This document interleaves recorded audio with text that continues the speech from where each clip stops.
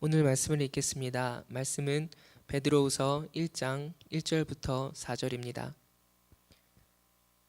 예수 그리스도의 종이며 사도인 시몬 베드로는 우리 하나님과 구주 예수 그리스도의 의를 힘입어 동일하게 보배로운 믿음을 우리와 함께 받은 자들에게 편지하노니, 하나님과 우리 주 예수를 알므로 은혜와 평강이 너희에게 더욱 많을지어다. 그의 신기한 능력으로 생명과 경건에 속한 모든 것을 우리에게 주셨으니, 이는 자기의 영광과 덕으로서 우리를 부르신 이를 알므로 말미암음이라. 이로써 그 보배롭고 지극히 큰 약속을 우리에게 주사, 이 약속으로 말미암아 너희가 정욕 때문에 세상에서 썩어질 것을 피하여 신성한 성품에 참여하는 자가 되게 하려 하셨느니라. 아멘.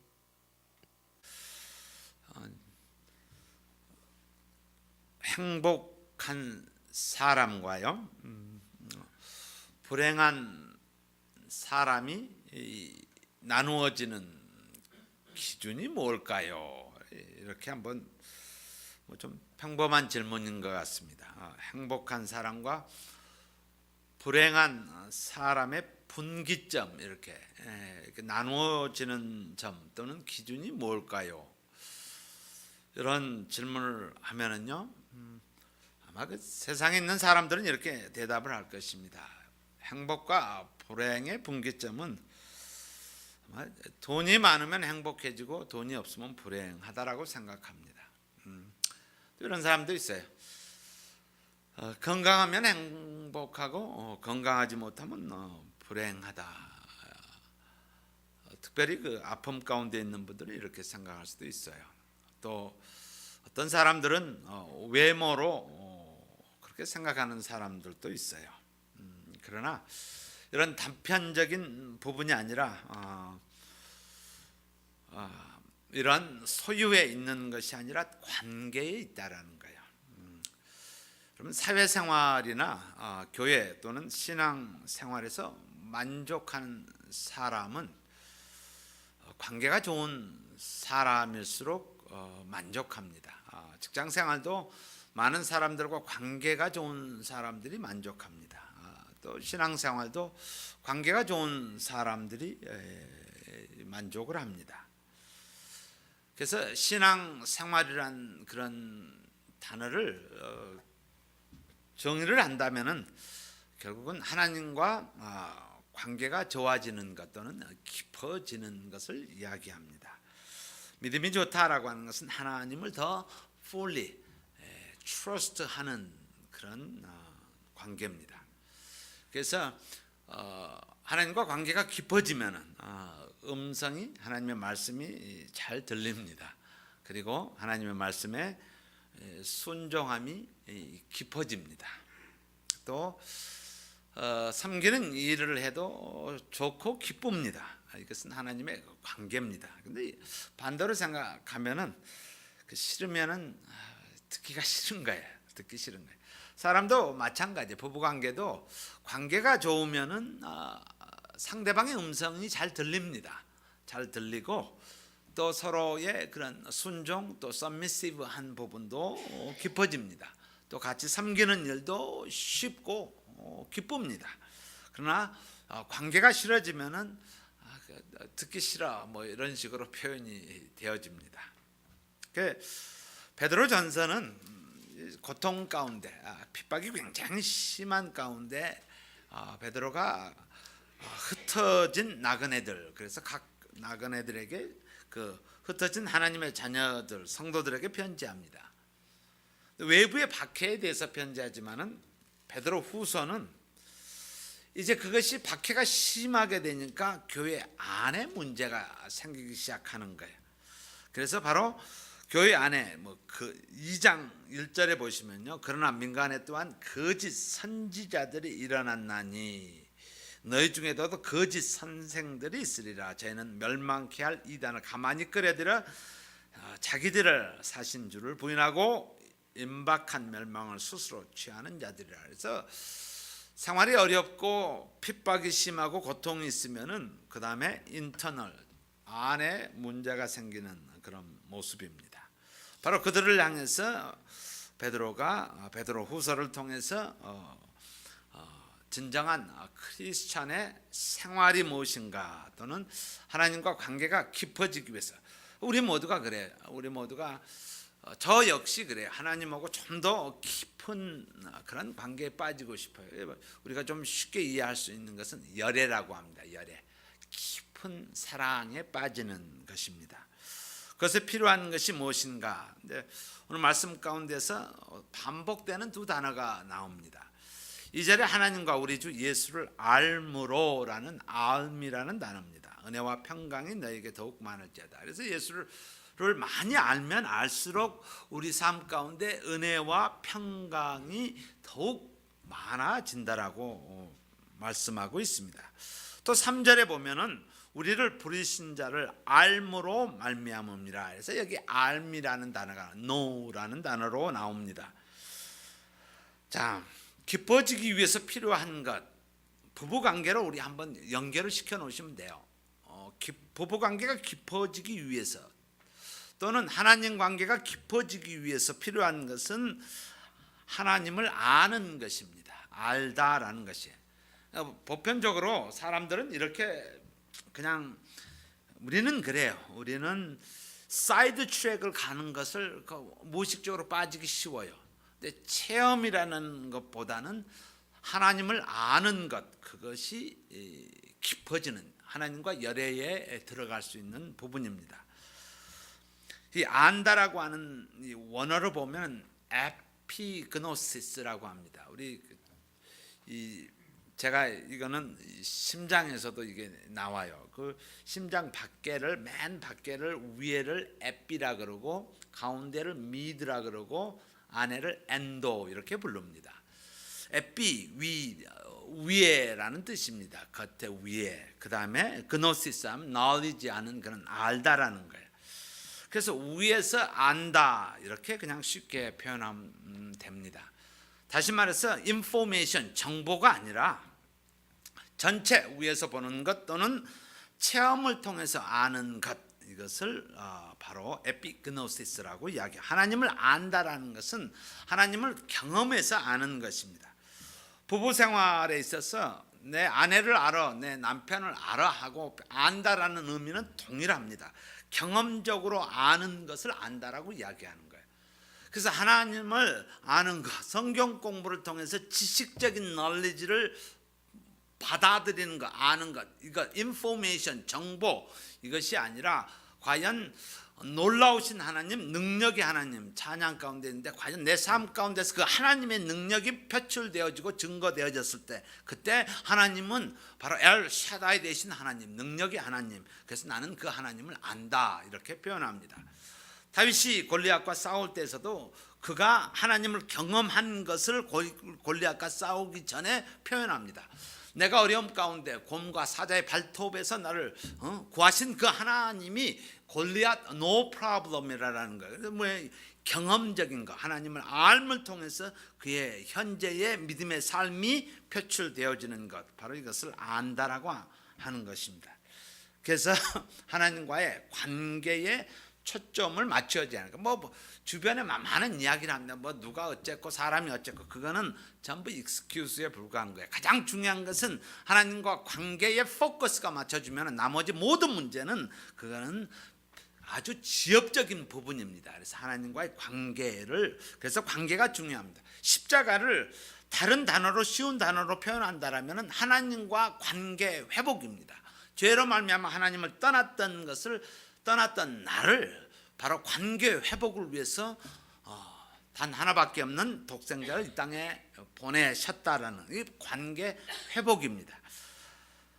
결혼 생활이 또 부부 생활이 깊어지기 위해서는 바로 남편과 아내에 대해서 안다라는 것, 경험적으로 아는 것입니다.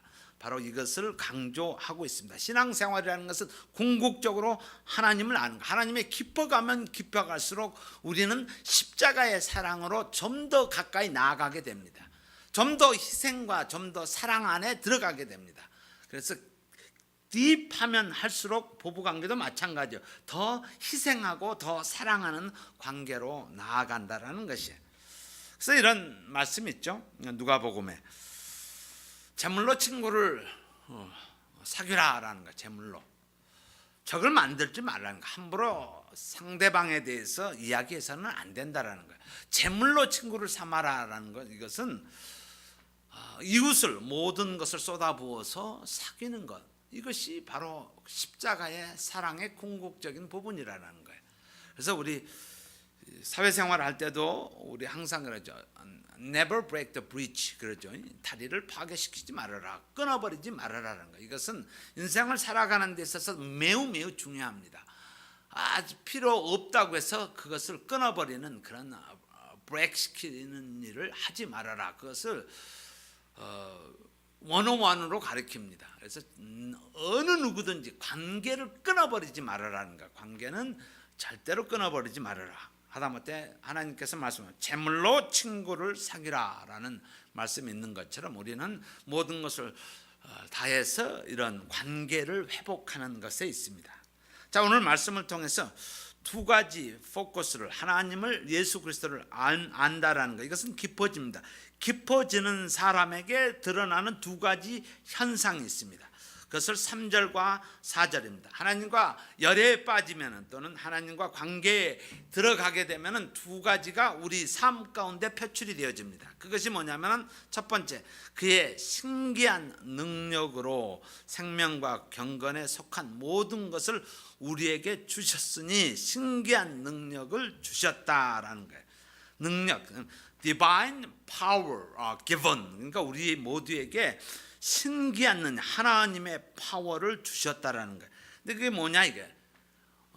그것이 뭐냐면은 바로 생명과 경건에 속한 모든 것을 우리에게 주신 생명이에요. 그 능력이라는 것은 생명에 관한 것입니다. 이 능력이 임하면은 우선 내가 살아납니다. 내 영이 주비나일 된다라는 거. 내 영이 어떤 상황에서도 기쁨 가운데 있고 감사가 있고 찬송과 찬양이 있게 되어진다라는 거예요. 내가 살아나면은 내 가족이 살아나게 됩니다. 다시 말해서 살아난다는 것은 죄로부터, 정죄로부터 있었던 나의 눌렸던 삶이 지쳐서 나오는 모습으로 되어지는 거예요. 그것을 소망, living hope이라고 이야기합니다. 어떤 어려움과 환경이, 그런 상황이 있을지라도 우리는 living hope이 되어진다는 거예요. 다른 표현으로 하면 eternal life를 가지고 있기 때문에 우리의 삶 가운데서 소망으로 가득 차게 된다는 거예요.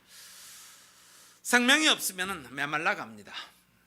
보혈이 없으면, 예수님이 없으면 메말라 갑니다. 이것을 에스겔서에서 마른 뼈라고 이야기합니다. 마른 뼈에 살이 붙어 있지 않는 상태를 이야기합니다. 그래서 삶 가운데서 감격과 감사와 그리고 충만, 은혜, 이런 것들이 사라지게 됩니다. 그래서 바로 그 신기한 능력이 주어진다라는 것은 그 생명의 능력이 내 삶 가운데서 터져 나온다라는 거예요. 그래서 이 생명이란 단어를 우물로 표현하면, 비유적으로 사용하시면 돼요. 우물은 쓰면 쓸수록 계속 늘어나게 되어 있습니다. 이것을 또는 오아시스로 표현하지만은, 이 생명이 우리 안에 있으면은 이것을 쓰면 쓸수록 갈수록 컨티뉴어스하게 늘어나는 것이에요. 그래서 갈릴리 호수를 많이 비유하죠. 주면 줄수록 채워진다는, 프레시한 걸로, 더 나은 걸로 계속 채워진다라는 거예요. 이것이 생명입니다. 포도나무 같다. 그러면 이 포도나무의 메인 퍼포스는 열매가 있다라는 거예요. 요한복음 15장에 나오죠. 나는 포도나무요, 너희는 가진 자가 내 안에, 내가 저 안에 있으면은 이 사람은 과실을 많이 맺는다라는 거예요. 생명이 있으면은 영적인 과실, 삶의 과실이 많이 맺어진다라는 거예요. 자, 그렇다면은 이 신기한 능력, 이 생명, 그 하나님의 약속을 누리는 방법이 무엇인가라는, 우리 고린도후서를 한번 같이 찾아보겠습니다. 고린도후서 1장을 한번, 1장 20절을 한번 봅시다. 고린도후서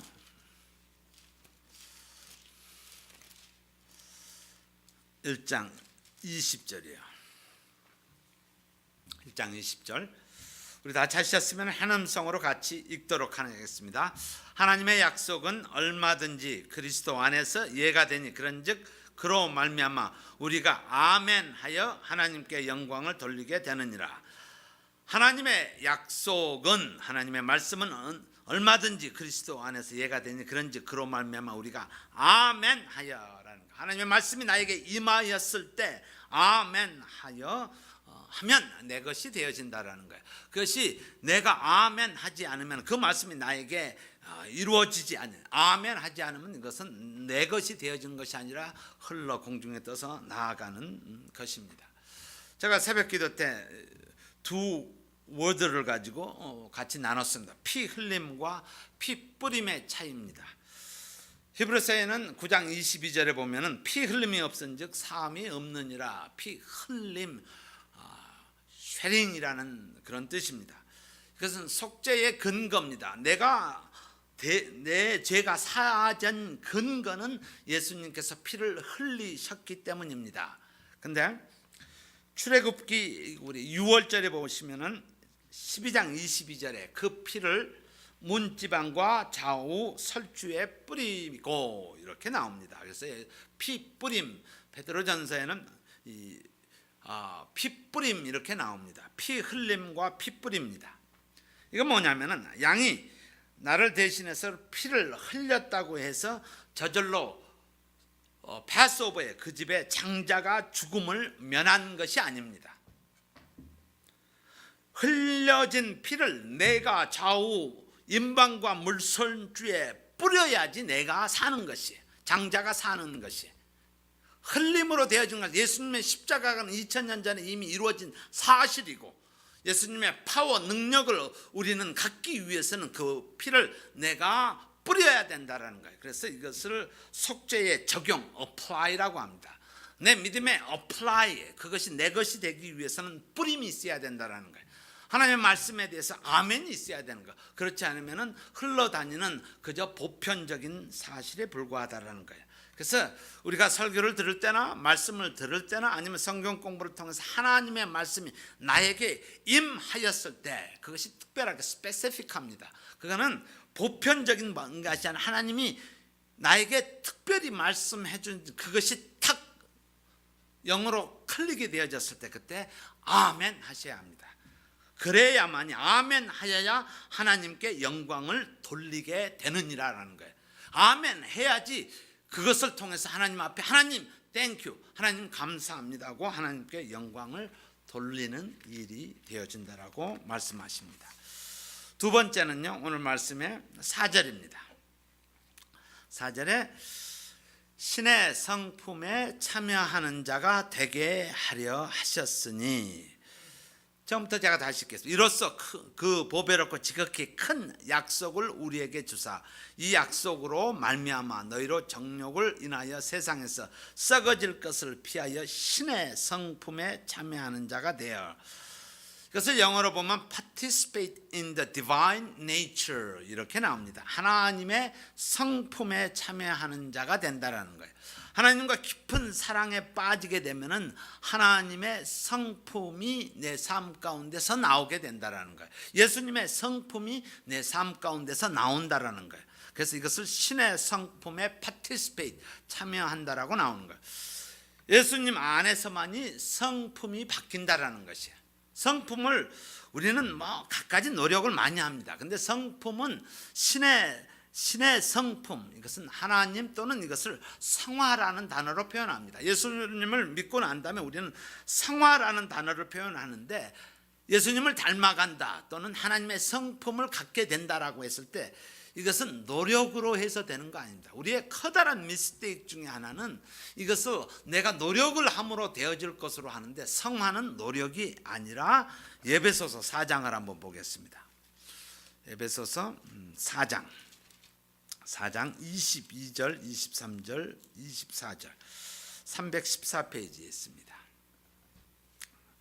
4장 22절, 24절 우리 같이 22절부터 24절까지 한 음성으로 같이 읽도록 하겠습니다. 너희는 유혹의 욕심을 따라 썩어져가는 구습을 쫓는 옛사람을 벗어버리고 오직 심령으로 새롭게 되어 하나님을 따라 의와 진리의 거룩함으로 지으심을 받은 새 사람을 입으라. 여기는 두 단어로 비교를 한번 해봅시다. 옛사람과 새 사람입니다. 그리고 또 다른 단어로 표현하면 유혹의 욕심을 따라 썩어져가는 구습 이렇게 나옵니다. 그리고 심령으로 새롭게 되어 하나님을 따라 의와 진리와 거룩함으로 지으심을 받은 새 사람. 근데 여기서 키워드는 벗어버리고, 옷을 벗어버리고 put off라고 나오고, 입으라 put on 이렇게. 성화라는 단어를 우리는 노력으로 해석하면 안 되고 옷 입는 것으로 해석하시면 돼요. 옷을 입다라는 것으로. 되라 하지 않고 입으라라고 말씀하십니다. 입으라라고 합니다. 이게 뭐예요? 입으라라고 하는 것은 내가 만든 것이 아니라 예수님이 이미 옷을 만들어 놓은 것을 입으면 되는 거예요. 이게 지금 그레이주얼리 체인징이 되는 게 아니에요. 그런 상태가 아니에요. 신앙생활이라는 것은 그레이주얼리 체인지가 아니라 옷을 벗고 입는다라는 의미로, 성화라는 것은 옷을 입으면 되는 거예요. 이 옷 입는 기분으로 살아가는 것이에요. 옷을 입으면 되는 것이, 구습을 벗어버리고 하나님의 것으로, 하나님의 성품으로, 신의 성품으로 그 옷을 입으면 돼요. 이건 이렇게 생각하시면, 군인들은 군복을 입으면 달라지는 거예요. 군인이 되어야겠다라는 게 아니라 군복을 입으면 군인화가 되는 것이, 그 입으면 되는 것이에요. 학생들은 교복을 입으면 돼요. 옷을 입다, 성화라는 것은 입으면 되는 거예요. 교회 리더로서 섬긴다 그러면 리더의 옷을 입으시면 돼요. 자꾸 내가 노력해서 무엇을 해보려고 하지 말고 그냥 예수님께서 주신 거 그냥 옷을 입으면 돼요. 겸손의 옷을 입고 온유의 옷을 입고 사랑의 옷을 입는 것으로 이야기하시면 돼요. 그래서 성화는 우리의 커다란 빅 미스테이크가 뭐냐면 에브리데이에 내가 변하고 하는 것이 아니라, 이것은 입으라고 이미 만들어진 것을 내가 취하면 되는 것이에요. 내가 입으면 되는 것입니다. 한 기자가 빌리 그레함, 워낙 바쁘잖아요. 그 당시에 뭐 가는 곳마다 빌리 그레함 아내 루스 그레함에게 이렇게 질문을 했다고 합니다. 이렇게 바쁘게 사는 남편이니까요, 어떻게 그렇게 남편을 잘 섬기십니까? 라고 기자가 루스 그레함에게 물었어요. 그랬더니 아내 루스 그레함의 대답이 이렇습니다. 남편을 변화시키는 일은 하나님이 하시는 일이고, 내가 할 일은 빌리를 사랑하는 일입니다. 이렇게 대답을. 자, 오랫동안 사셔보셨죠? 내가 하려고 해서 변화되어져요? 그건 안 돼요. 옷을 입는 거예요. 우리는 사랑하면 되는 거예요. 그냥 사랑하면 되는 거예요. 나머지 변화시키는 것은 하나님이, 예수님의 옷을 입으면 변화되게끔 돼 있는 거예요. 근데 우리는 몸부림치는 거예요. 내가 어떻게 해보려고 몸부림치는 것이에요. 근데 이 루스 그레함의 이 표현이 참 정말 마음에 와 닿는 것이에요. 빌리를 변화시키는 일은 하나님의 일이고, 내가 해야 될 일은 빌리를 사랑하는 일입니다. 우리 교회 성도님들 모두 이런 모습이 되어졌으면 합니다. 사랑하면은 녹게 돼 있어요. 사랑하면은 녹아지게 돼 있어요. 사랑하겠다는데 그 싫어하는 사람 어디 있겠어요? 사랑하면 녹아지게 돼 있다. 남편 사람 변화 또는 남편 아내 변화, 이것은 하나님이 하시는 일이고, 내가 할 일은 사랑하는 일입니다. 믿음이라는 것은 맡기는 것입니다. 하나님 해주세요. 맡기는 것이에요. Give it to him. 하나님 앞에 드리는 것이에요. 맡기는 것이에요. 목사인 나에게 필요한 것은 내가 어떻게 해보려고 하는 것이 아니라, 목사는 목사의 옷을 입으면 되는 거고, 리더는 리더의 옷을 입으면 되는 것이에요. 그러면 됩니다. 나머지는 하나님 앞에 맡기자라는 거. 하나님 해주세요라는 거예요. 자, 오늘 말씀을 통해서 우리가 역경과 어려움 가운데 있을 때 어프로치 방법은 사람이 아니라, 소유가 아니라 하나님을 아는 것입니다. 예수님을 아는 것입니다. 그래서 우리가 어려움을 당할 때 제일 먼저 get to know, 예수님과 좀 더 열애에 빠지면 돼요. 하나님과 좀 더 열애에 빠지면 되는 거예요. 그러면은 우리 가운데 두 가지 현상이 드러나게 됩니다. 열애에 빠지면 첫 번째 신기한 능력, divine power, 생명력이 나서 펄펄 살아나게 되어진다는 것. 어떠한 환경이 있을지라도. 두 번째는 신의 성품에 참여하는 것. 다시 말해서 예수님 안에서 이루어지는 예수님의 성품으로 바뀌게 되어지는 것이에요. 바로 성화는 옷 입는 모습으로 되어지는 것입니다. 우리는 사랑하면 됩니다. 저와 여러분이 이런 모습으로 우리 무엇보다도 어떠한 어렵고 힘이 든 그러한 일 가운데 있을 때 좀 더 예수님과 긴밀한 열애에 빠지는 사랑에 빠짐으로 말미암아 우리의 삶 가운데서 불평과 원망이 아니라 우리 삶 가운데서 디바인 파워가 나오고 그 다음에 신의 성품이 표출하는 그런 삶을 사는 저와 여러분이 되기를 주의 이름으로 축원합니다.